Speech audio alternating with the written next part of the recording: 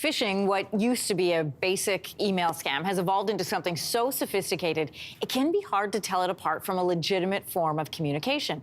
Some of the more advanced types of phishing include smishing, quishing, and vishing. And you might be asking yourself, what are those and how do we look out for them? All throughout the month of February, we are talking about scams, what they look like, how to identify them, and how you can protect yourself. For a closer look this morning, we're joined by Melanie Anderson, Director General of Secure Solutions and Devices, Services Director, at the Canadian Centre for Cybersecurity. Hey, Melanie, welcome.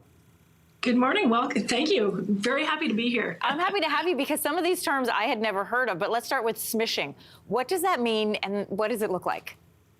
So smishing is basically SMS or texting phishing that comes into your phone. So you can think of it as, again, you might exchange text with your friends or your family. And so a smish will come in and it might be, say, from a delivery company saying, oh, you've received this package and we need to confirm your address or your information. And it might be, I didn't order a package, so why am I getting that? And so smishing is really that SMS phishing type.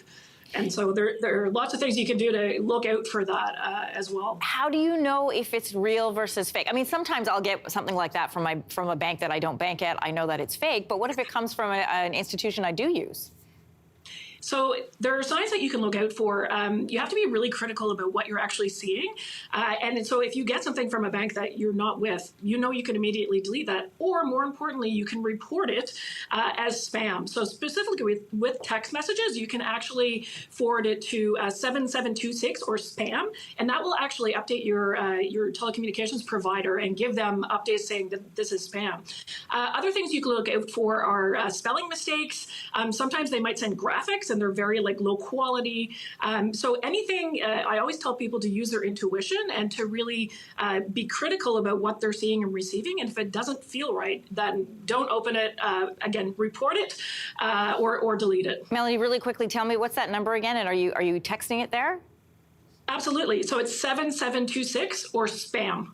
Okay. So that generally will work for most telecommunications providers. Okay. But you can also find out more specifics on our Get Cybersafe website. So getcybersafe.ca has a lot more information.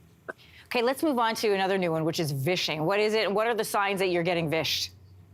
Absolutely. So vishing or voice phishing is when somebody calls and actually leaves you a voicemail or calls you and tries to, it might be a number that you don't recognize.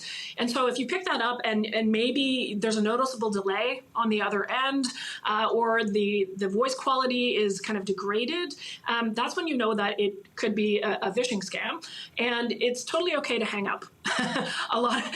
Many times for any sort of phishing, we recommend that if you're not sure, be safe, don't reply with the information, and use credible either websites or other means to connect with the individual that's trying to connect with you. Okay, this next one, quishing, I had never heard that term before, but it refers to the fact that these scammers are using QR codes to send you to a malicious site. That one makes me a little bit nervous. What does a scam QR code look like versus a real one?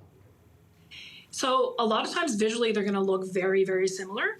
In terms of the quick response type phishing, it's going to take you to a website. And so one of the things that you can actually look for in the website address itself, again, is sometimes they'll use zeros in place of O's. The website might, again, look a little weird or off because it's trying to replicate the actual website. So some of the images might be degraded and that sort of thing. So again, if you, when in doubt, don't use a QR code. Ask, if you're at a restaurant, ask for an actual menu. That will save you, because sometimes, if you think like a cyber criminal, people could actually put kind of specific QR codes that are malicious on top of those legitimate ones. So when in doubt, be safe and find other means to get the information that you're looking for. Further justification to just go old school all the time. Melanie, thank you so much. Thank you very much. Hey, thanks for watching. If you liked this, be sure to subscribe here, or you can check out more Your Morning videos right here.